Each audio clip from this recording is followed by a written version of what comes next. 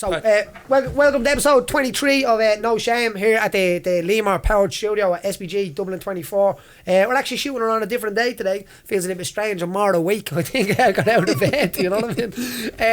We have absolute madman here, and a little funny story before I introduce this man. I remember meeting him. He's from a very, very nice part of the city. North side of the city. Yeah. North side of the city. I remember sitting there. I think I was out with the boys at the Laughter Lounge. And I'm not messing with Willie White came on, and I remember I just had this connection with you straight away, and I was like, I'm like him. It's your identification. Is that what it is? That's what it is, yeah. Yeah, you can identify. He's from you live in a penthouse now in Ballymun, wasn't he? No, yeah. Well, I did the top floor, yeah. I remember saying that, like, he's like, there's no penthouses in Ballymun. Well, no. saying, there was one penthouse. There was a pub called the Penthouse. Was there? That was about it, but it was a bleeding mad shop. So Willie White's an Irish comedian, and as any time I get talking to you, Willie, I said, I've been trying to get you on here for ages. I have. Willie, he's a walking man, you know what I mean? So yeah, well, it's not only that. I think from the first time we ever even spoke, there's that connection. Do you know what I mean? It's that Dublin kind of working class, kind of rough area that you come from, and you can just speak to someone from there, and it's like, you get it, like, do you know what I mean? Like, and that's what it is. It could be like, and me and you know, like, we don't go way back on that like that. No. There's something there. 100%. Do you know what I mean? I talked to you for about an hour one time on the phone, and I was parked up somewhere, and I was like, I was on my way somewhere, and I was having a chat to you for yeah. So just like, how the fuck did you end up getting into a comedian route? Now here, listen. You're a funny fucker. I would have went on that line as well myself. Yeah, do you know what? It's probably something that I've always carried since I was a kid. I was always kind of funny. It was a great escape for me to be kind of the class clown and a joker and that. And I don't mean to get the violins out or anything like that, but I came from a bit of a mad home. My mum and dad were drinkers, and I don't mind saying that. My dad won't mind me saying it anyway, because he's passed away 2 years ago. He won't hear that about it, like, you know. Unless there's a bleeding medium watching or something going to squeal on me. Man. Yeah, so I just to kind of escape from that, I was never really any good in school. The only thing I was good in school at was having a laugh, like, and just taking the piss out of people, you know. I was yesterday, you know, I was reading fucking stuff about, you know, I cleaned at the wardrobe, and I found like a sheet of paper of people. One young one literally had to do this to me saying, I can't believe you made it to the last day. You're right. And then another teacher was saying, but school as a class, we spent more time outside the class than in the class. I couldn't get into the senior side of school. They wouldn't let me in. They refused. Would they not? No, it was just a handful. I went to live in London when I was 16 years of age. I went over to London, yeah. That's an experience, Willie. Oh, come here. Tell me this, we've been dying to sit down. And the thing is about this, like, I didn't even sit down and go through loads of your life or look you up with. Like, and I do it with loads of people because I said, you know what? I know Willie has a fucking deadly story, and I want to hear it straight on the podcast. Oh, it's been. So you're going to do most of the story then? Well, it's been a roller coaster because I mean, I went to live in London when I was 16 years of age. What was Ballymun growing up like? Ballymun was mental. Growing up, yeah. What do you mean, where in the 60s maybe with you, was it? No, Jesus Christ. 50s. The 50s. No, I grew up in Ballymun in the 70s and the 80s, like, really, you know, and was always kind of the class clown and always ran with the wrong crowd. Do you know what I mean? Madness attracted me, like, you know. We find in the house in the States, kind of even like Ballymun, especially in the 70s, it would have been hard to find the book and right crowd, Willie. Yeah, well, there was no direction and there was no... Come here, I joined the boxing club for a while. I didn't like that. Do you know what I mean? Boxing has always been great for the communities. I was the cleanest boxer in Ballymun, like, do you know what I mean? I didn't put that much water thrown over me. And it wasn't for me. I wasn't a fighter.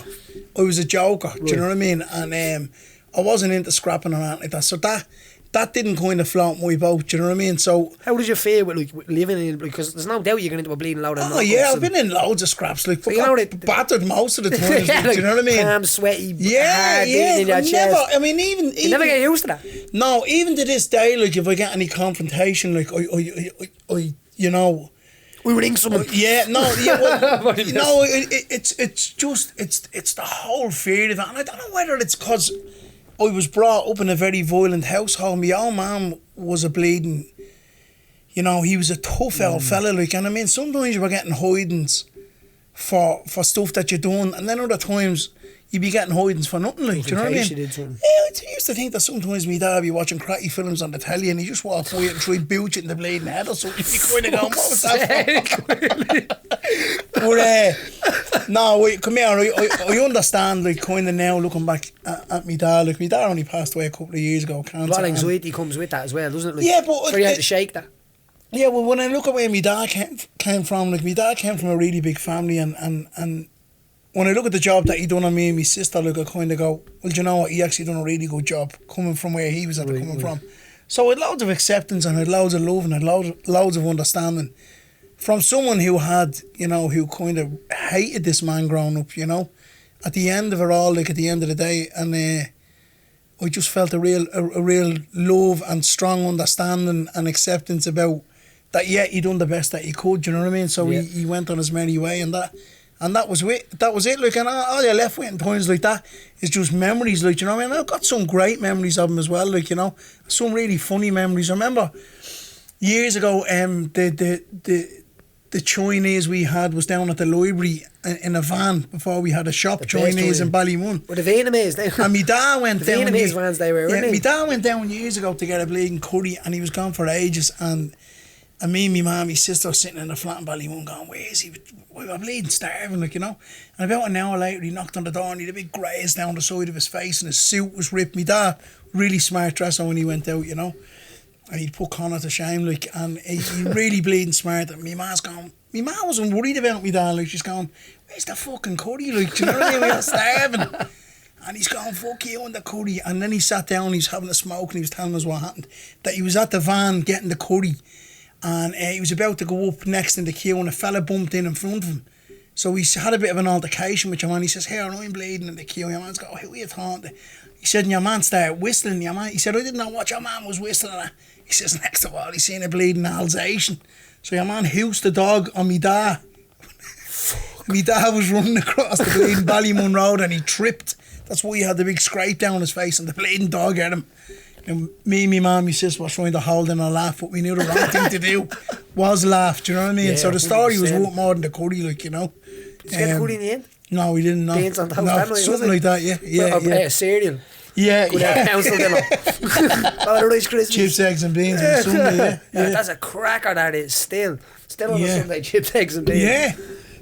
So you're 16, like, were you fed up about Ballymun at the time, or you just... No, it wasn't, I just kind of... You come across to me as, like, I think that reason where I have the connection with you, someone that, you're a bit of a dreamer, you know there's more outside the bowl if you must, you know what I'm saying? Come here, that you'd hate to die knowing that you just fucking... Yeah, come here, look, I went to London when I was 16 and I got caught up in taking drugs. Now, I always walked, do you know what I mean? Yeah. But I was, you know, I was into, as I said earlier on, like, from a kid, I was just into madness, like, and taking substances. And I went to London at the right time, I suppose, for me, which was 30 years ago, because I'm 47 in June, and I took my first day when I was 16, and in London in a place called Manor House, and I was at a house party, and it was just like I'd arrived, do you know what I mean? It was like something kind of happened, and I felt this bleeding kind of love that he gave you, and I felt really accepted by these people. I'm coming from a family that, you know, was just kind of raw, and there was no love and there was no compassion. Yeah. And I'm taking this tablet and I was with these people, I was getting all that, do you know what I mean? Yeah. So I progressed and bleeding, kept doing that type of stuff, and then, you know, after all the highs, I suppose you can expect all the lows, like, you know, and unfortunately it was like a house of cards. It got built up so high and it just came tumbling down, and I ended up in a psychiatric hospital over there for nearly 7 months. They lose to them people, and they true. Of them. Yeah, so that was a big scene, even in, like, especially in the early 80s in Ireland as well. Yeah. Look, I hadn't even really hit Dublin at the time. Do you know what I mean? The ecstasy scene and that, like, and until a couple of years later. But and I come here, it was to have devastating effects, because I mean, a lot of lads that I know that I went out dancing with, like when I was 19 and that, like, the majority of them ended up strung out. They ended up strung out on gear. Like myself. And even dying. Yeah, like myself. Like, I mean, I just took the wrong road. And was the connection between we find heroin and heroin in them kind of drugs was the kind of come down process of that's them. what it was. Yeah, people just kind of they smoked gear, and look, I knew the dangers of heroin. It wasn't as if, you know, like, that you didn't know what was happening. Like, I mean, because I seen lads out there, and, you know, even when I lived in London, I come home one night and one of the lads was dead in the gaff, and So I knew the dangers of it, and I knew what it done. Like, but I mean, sometimes when you're caught up and stuff like that, you don't really care. Like, it's you know, kind of like a relationship. It is a drug relationship. You know what it is? in a It's way. always the same thing that you say to yourself. Look, it's not going to happen to me. Like, No, I'm different. I'm exempt from all that type of stuff. And the reality is that it's just as easy going to happen to you as it is to anyone else. Like, you know, 100%. And do you feel that? Do you feel like your personality is being cut from that raw edge of, like? I don't know many funny people that haven't been exposed to the kind of the darker side of life. Do you know what I mean? Yeah, well, I mean, my addiction is bleeding, and I don't mind talking about my addiction now. Like, do you know what I mean? I'm like, But it's a conquer. You I'm going 17 years clean. Like, I'm 17 years without a drink and without a drug. Like, Jeez, so I've learned how to live now without it, and Eminem was clear, like 10 years. 10 years or the other day, yeah. I tell you, I didn't get as much tweets as he did. But no, it just goes to show you, like, that, you know, people always say once an addict, always an addict. Like, I was walking in a clinic today out in Clondalkin, and there's lads coming in and getting their methadone. And, you know, you get these fellas going, oh, I'm on this for the rest of my life. You're not, like. No, it's a choice. Do you know what I mean? If you want to stay on... I mean, it's like anything in life. You get in life what you settle for. If you want to settle for staying on methadone for the rest of your life, that's what you're going to get. 100%. Do you know what I mean? If you want to settle for getting off and doing bigger things with your life and making a bit of noise, you can also do that as well. I was just talking to you before they came in there, and I'm actually probably going to get him on the podcast, and you'll enjoy this one as well. But I'm going to ask him a little bit more about. But he is a guy, just putting in that story, that has came off methadone, right. And he for the first time in 20 years he was opiate free, right. And he has started jiu-jitsu, and he has started his own little life. He's won medals in jiu-jitsu. He's now on a different path. He's got over hepatitis. He's gone over a lot of stuff. Well, there you go. What I mean? And now I'm going to try and actually get him onto the podcast because he's an exceptional person. But he's one of these guys that you're talking about like that. He's the exception. These guys to say I can't get off that, or I'm on off my life. Or do you know what it's like? It's like a bridle on your face. Methadone. You get so firm and you're just kind of yanked back because there's terms and conditions. You can't do anything. If you want to go away on a holiday, you got to go and see a doctor, and you got to do this and you got to do that. I mean, the freedom of being drug free in itself is unbelievable. Like, I mean, I can do anything that I want to do. Like, the world is my oyster. Like, and I mean, you listen to a fella who was homeless on the streets, who lived in a car over in London, who was in psychiatric hospitals, who was in prisons, who was in all that stuff and has done all that stuff. And I'm not saying, I'm kind of more saying this for anyone that's kind of listening that is on drugs, to say, look, come here, if I can get clean, anyone can get clean. A lot of this podcast is, you know what I mean? That's the God's honest truth. Yeah. Don't be settling for being an addict to the government and going down and drinking your super methadone because, you know, you have to. If you want to get off it, ask for the help and you'll get it, like, you know. No, you need it. And I have noticed, like, what is it myself? We do like a thing in the therapy clinic here in Kildalon House. Right. So we go up every now and again and give the awards and stuff like that. But like, I see people come through, and now you've got guys that came through that and now they are running programs. Do you get what I mean? Like, on the idea of, it's the support. You need the support. You can't just walk out. Like, I do a little bit of work in this treatment centre at the moment, like, and you need support getting out of these places. I mean, it's like they say, an addict on their own is in bad company. You need people to help you. Yeah, do you know what I mean? It's like behind any successful person, be it in sport, music, you know, recovery, any of that, you need a support team. Yeah. It's like you going into the octagon. I mean, you're no good without your corner, like, no, you need and a bit of direction and a bit of guidance. Yeah, do you know what I mean? Yeah. And that's what people need. You can't. It's very hard to do something on your own. You know what I mean? Like, to go out and, you know, as I said, and whatever it might be, you do need support and you need help, and you need people that's going to push it in the right direction. And if you haven't got that, you're in trouble, like, you know. Your own mind can be a like, not, I won't say a horrible place, but can be a mean little place to be around. Do you know what I mean? Now, I know that I've kind of, especially over the last 5 or 6 years, definitely took control of my own brain, my own thinking process, and like researching stuff and not kind of like commenting on stuff without having your I's and your dotted and your T's crossed. You know what I mean? You need to kind of know that kind of stuff, and it would be the idea with where I grew up, where a lot of people would have fell into heroin, a lot of people would have came out, a lot of people would have died from heroin and stuff like that, and all sorts of drugs. But there is a lot of people that come out the other side of that are absolute gems of people. You know what I mean? Of course. Through all that darkness, I think there's there's always like a better person on the other side of it. It's very hard to become that person without going through that darkness, unfortunately, sometimes. Well, I think when you come from nothing and you come from somewhere like that, you appreciate stuff a little bit more. Do you know what I mean? When you get it, like, do you know what I mean? And it's nothing for me to go back to having nothing, because I've had nothing before. Oh, yeah. But yeah. I think it's a lot for someone who's been raised with plenty of money and came from plenty of money, for all that to be took away from them, because they don't know what it's like to have nothing. Do you understand? I know, a mate of mine, he's passed away. I'm not going to mention his name, but I mean, he came from a really well-to-do family, and he got into the property boom at the height of it, and then it crashed, and he owed the banks an awful lot of money, and he went out and he took his own life. Like, do you know what I mean? And I just thought to myself, We can never make something. not only that, but just how sad it was that he just couldn't accept and say to himself, right, like us, it kind of go, right, I'm just going to have to dig a little bit deeper here. And as I always say to people that own money, as long as you're on your feet and you're breathing and you're able to do a day's work, they'll get the money. They won't just get it as quick as they want to get it. But I mean, they'll get it. Like, you've got more of a chance of paying the debt back when you're alive than you have when you're dead. Like, you know? Especially when you're walking and you're sensibly in your mind, because death can get people down like that. Come here, I don't like responsibility. No. Do you know what I mean? A fella says to me very simply, he says, look at it. Come here, responsibility is the ability to be able to respond, like. Do you know what I mean? Which was put to me. I thought that was a great way of putting it. Like, come here, if we hadn't got bills, if we hadn't got bills and I hadn't got mortgages or mortgage like that, I wouldn't get up in the morning and go to work. No. Do you know what I mean? I get out of bed at 11 o'clock and I'd bleed and put on a nice set of clothes and I'd head down to the gym and I'd do a bit of training. But unfortunately, when the alarm clock goes off in the morning, shit has to get paid and stuff has to get done, and you have to be responsible, and in order to be responsible you got to get out and earn a few bob, like, you know. You sound like we bleed mad, Willie. Yeah, but that's the way still rolling around with young fellas on the floor there. You know what I mean?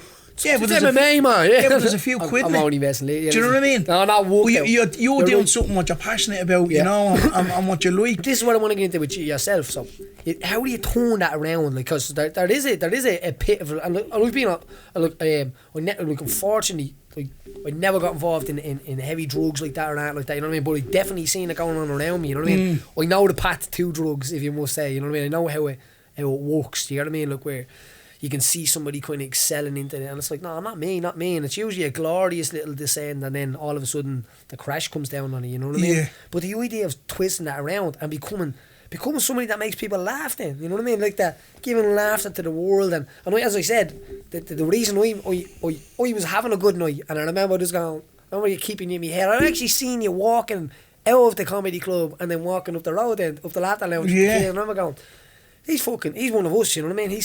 Yeah, but it's just walk. It's walk to me. Yeah, exactly. It's like you, when you finish here, you walk out here and you get in your car and you go home, like. But how do you turn on your heels to do that? Did you end up getting into that? No, I ended up getting into it. I was on that Des Bishop program. The Des Bishop, it was Join the Hood. It was called. Yeah, so the whole program was meant to be geared around me. The full program was meant to be about me getting out of prison and embarking on the world of stand-up comedy.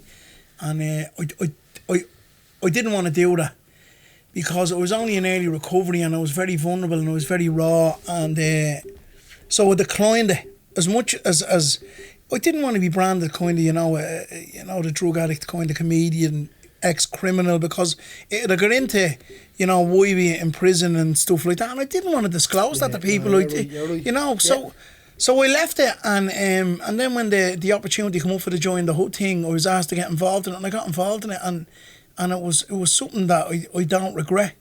I mean, since I've got involved in that stuff, I mean, some of the stuff, sometimes, I mean, and I'm sure like yourself, what your sport has done for you is it's taken you to places and it's got you to meet your heroes and it's got you to sit down and eat food with people that have young fella from Tala like 20 years ago could only have dreamed of, that you're just kind of sitting there and you're trying to look real cool, but inside you're kind of going, do you know what I mean? Still me. But we walk around this building like that. That's what it's like. I mean, I've met some people, and I've there's times where I go, do you know what? If I actually died tomorrow, I would be completely happy with everything that's happening. Like, that's a good. Because I've done so much. I've done so much in the last 17 years than I ever done in the other 29 years of my life. Do you think you spent the other 29 learning for the other 17? Do you know something? I'll be honest with you, Paddy. I wouldn't change till at 29. That's the No, truth. I'm the same as well. It's made me the person that I am. It's given me the qualities that I have as a young fella,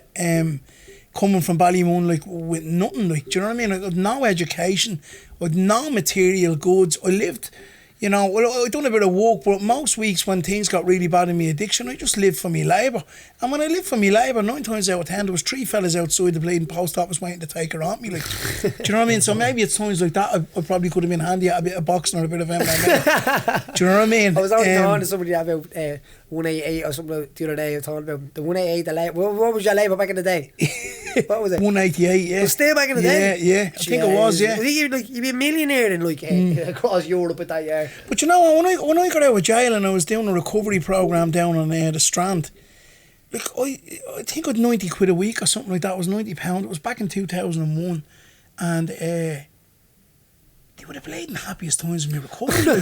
Like, I was, God rest my sister, like, I was living with my sister in Ballymun in the spare room, and all I had was myself really to look after. Do you know what I mean? I handed her up 20 or 30 quid a week, and I smoked at the time. So once I had the money for a few smokes or whatever, and had, you know, fresh clothes, it was brand new. But I mean, then as time goes on, and, you know, you got a driving licence and you got a car, and then, you know, me missus had a baby, me ex-missus had a baby, and as things come on, the responsibilities start coming on, so you got to step up to the plate. 100%. It's like you in your sport, when you get to do this and you achieve that, you got to go on and achieve something else, and you keep moving up. And it's like in life, when you progress in life and then you start paying taxes and you start doing this and the whole lot, you've got to start fighting realistically for other stuff in your life, like, you know, and everything came with it. Like, I mean, I never knew, like, and I'm not sitting here saying, for me,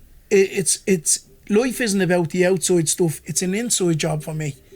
There's no point in me being bleeding Gucci on the outside of a Moxfam on the inside. 100%. Do you know what I mean? I want a medium level. I'd take St. Bernard from Dunn's outside and inside. Yeah. Do you know what I mean? And I mean, the person I am is the person that I am inside. Don't mind that I drive a nice car and I might wear nice clothes or whatever. That's not it. It's who I am. And I know I'm a good person. Do you know what I mean? I don't need to sit here and say, I know what my self-worth is, and I know that I'd give people a dig out. And my motto in life, Paddy, and I suppose, like I said, it's just treat people as you'd like them to treat you, like, you know? Definitely. With a bit of respect and a bit of dignity. And if someone's fallen on hard times, and I've often done it, I've met old mates of mine that are strung out to bits, and if I've had a few quid in my pocket, I bleeding give it to them. Do you know what I mean? It probably saved someone from being robbed or saved bleeding whatever. Like, do you know what I mean? Like, so, and there's loads of different ways, and the only way you can answer them questions on that is experience. You know what I mean? Yeah, I've had some great times, and like I said, went to some great countries. I mean, I was over in Trestle, over in Norway, skiing there in bleeding March. A load of us out recovery, like, you know. Savage. And we were there at Paddy's Day, and it was just, I mean, there was about 19 of us, like, none of us drank, none of us took drugs, and I'm telling you, the crack. We do, like, there's 90, a mad, like, you know. There is a mad, like, an authentic happiness within a group like that as well. Oh, of course there is, yeah.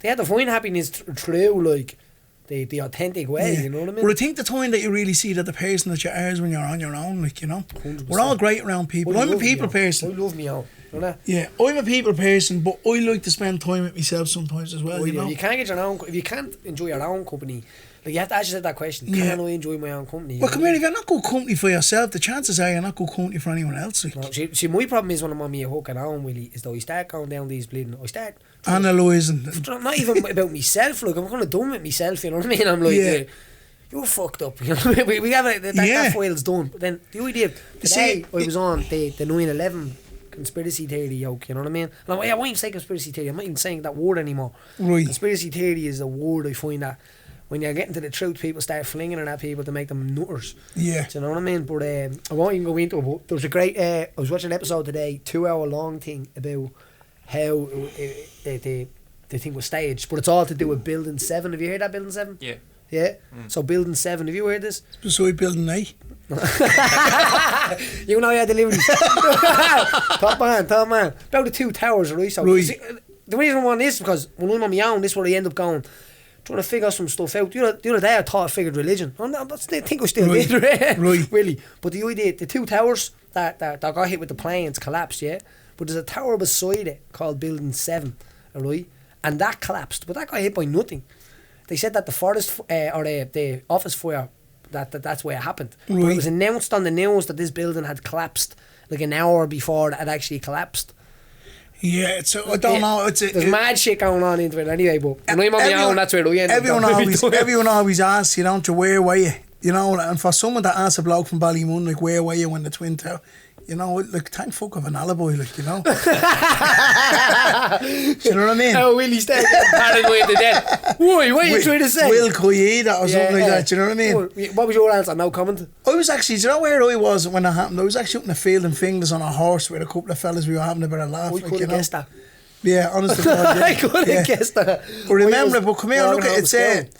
Come here, when disasters like that happen in life, there's always people going to look for clinks in it and say, this is what happened and that what happened, you know. And I mean, even go back to the Titanic, like, I'm sure there's something bleeding went on about that as well, like, you know. There's possibly, if you do look at the things, there's a lot of kind of like formulas, if you must, that are used by governments at high levels in the way of like the red flags. Like, do you know that the Twin Tower thing when I think it was say what was the president, the mad little cowboy fella, George Bush, yeah. When his dad was in, there was a form by one of the lieutenants in the army found, and he was saying that they were going to stage attacks in Florida and blame the Cubans, so they could turn America against the Cubans, because at the time they had a problem with the Cubans, right. You know what I mean? And that they were going to start terrorist attacks and make them so they could attack Cuba and everything would be alright if you must. And then all of a sudden his son gets in, and there's something just like that happens where they attacked. Like, that's a huge thing to attack your own country, really. But even when you look when he was in the school that time when he got told, that's mad, the video, like, he's just kind of sitting there as if someone's at the telling him, look, there's no steak for your dinner, you're getting spaghetti bolognese, like. And he's just kind of sitting there like that going. And he didn't get up for a while, like. I mean, he's the president of the country. I mean, as mad as Donald Trump is, I'm sure if you'd have told him that something happened like that, he'd be up.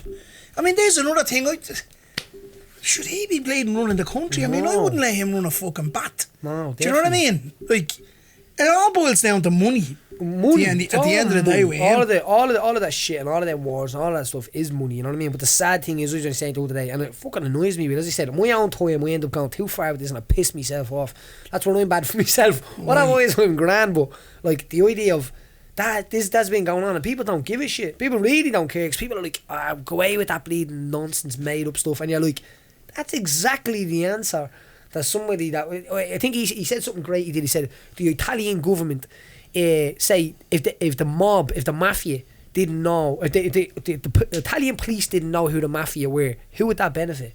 Yeah, do you know what? The mafia. Do you know what, Paddy? So the idea of the Americans, if you don't know what a false flag is or what the idea is, that it only benefits them. I think the media just spoon feed you the media, and anyway, you're only shown what you need to know. Like, it's a need to know base. Like, they'll never tell you the whole lot or show you the real pictures of what's going on. Like, but I mean, it's like any war that's going on at the moment. I mean, there's women and children are just being slaughtered and butchered. Like, you know.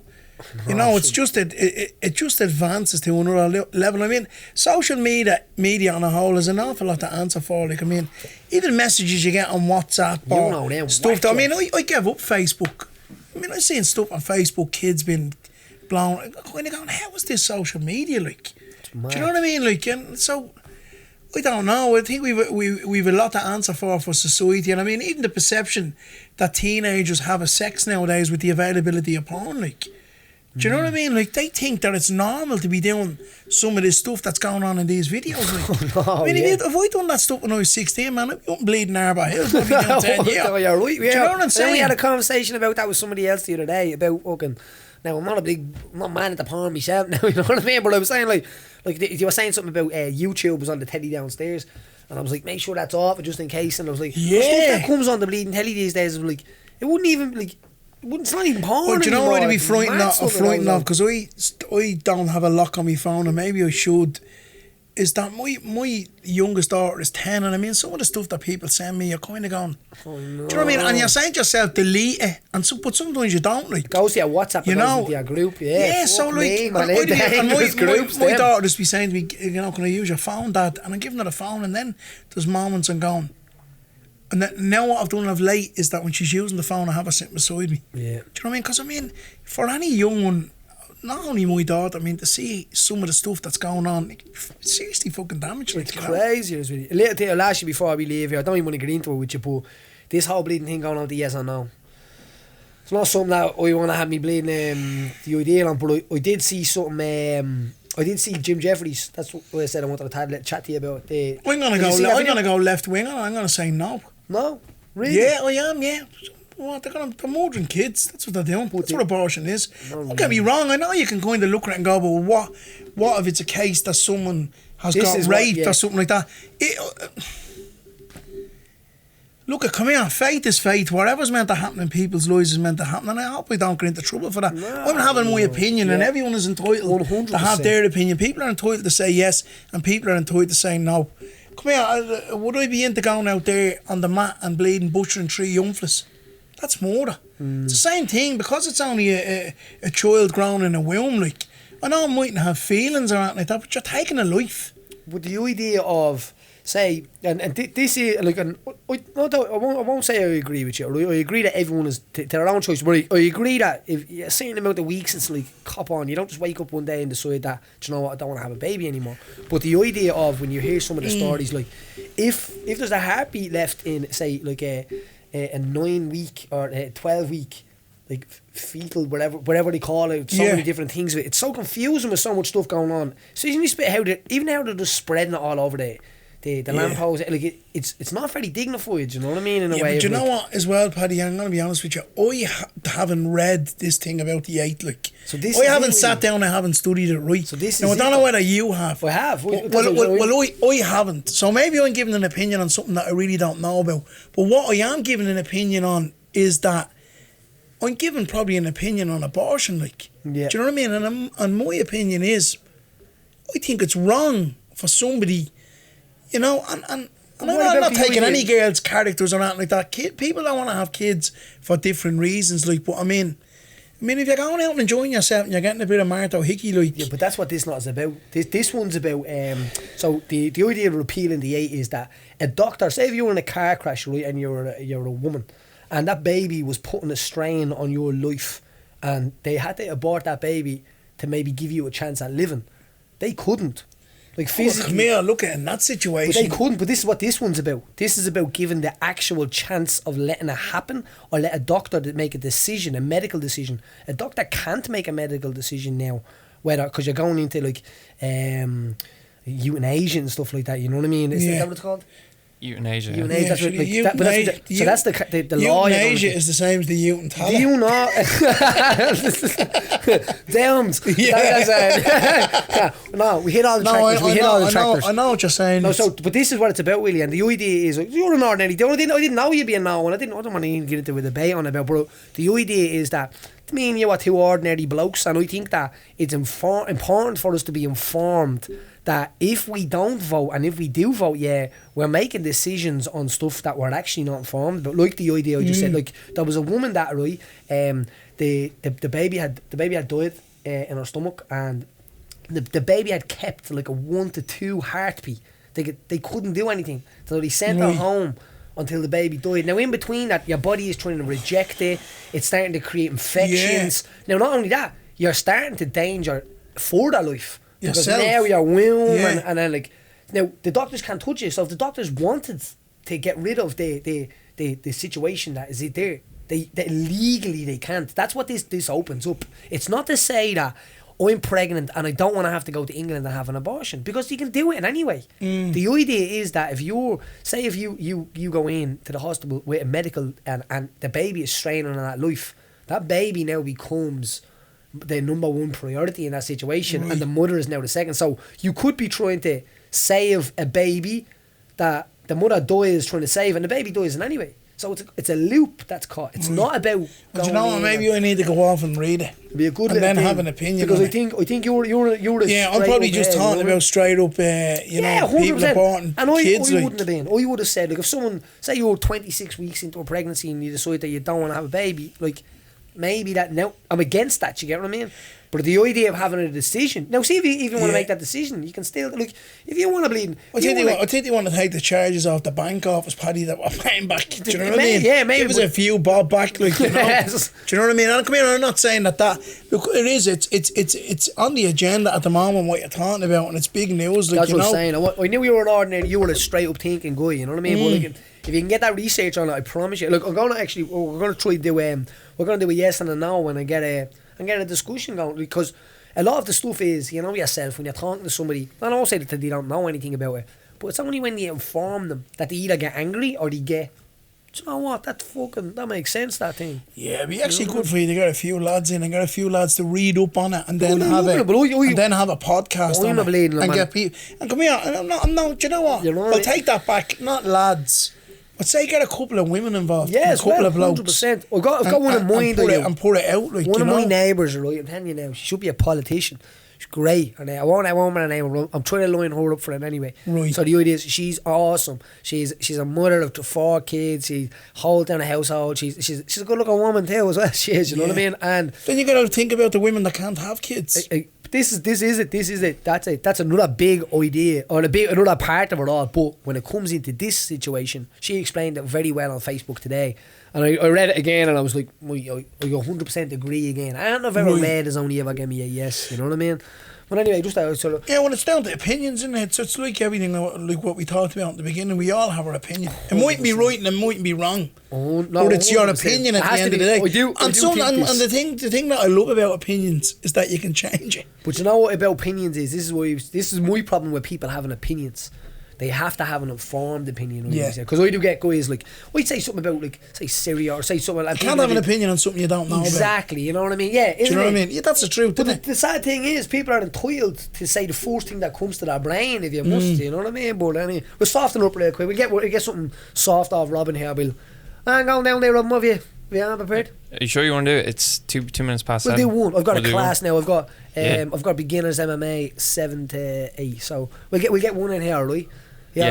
Is it beginners MMA? Yeah, beginners MMA. I could probably jump in and that. You might enjoy this. Yeah, this could be like, it could be Chuck Norris's birthday now. You know what I mean? This one, yeah. This one is kind of like I put this one in because you've talked about Black Mirror before. Oh, right. I thought this was kind of a. What's that? Check that out, Black Mirror on Netflix. Yeah, it's good. It's weird, like. It's weird. But this is kind of like a Black Mirror story. So this happened in China. A suspect tried to blend in with 60,000 concert goers, and China used facial recognition cameras to identify him in the crowd, and they caught him mid-performance. So they have these cameras, and it tracks, like, they can sort of set a profile of a person and, like, identify what it looks like, and the camera will sort of home in on all the possible people it could be. Like, they use this everywhere in traffic for cars and everything, and then it narrows it down to a certain field, like, and then it gets it closer and closer until, like, they have, say, a handful of suspects, and then they'll be comparing it to, like, what they have in their database, like images or whatever. So you did this at a concert with 60,000 people, like Chinese people, and they found a guy and they arrested him, and it was the right person. And what was he gonna do, or what was the story behind it? Like, he was up for. Let me see what he was up for. That's the wrong story. He was what?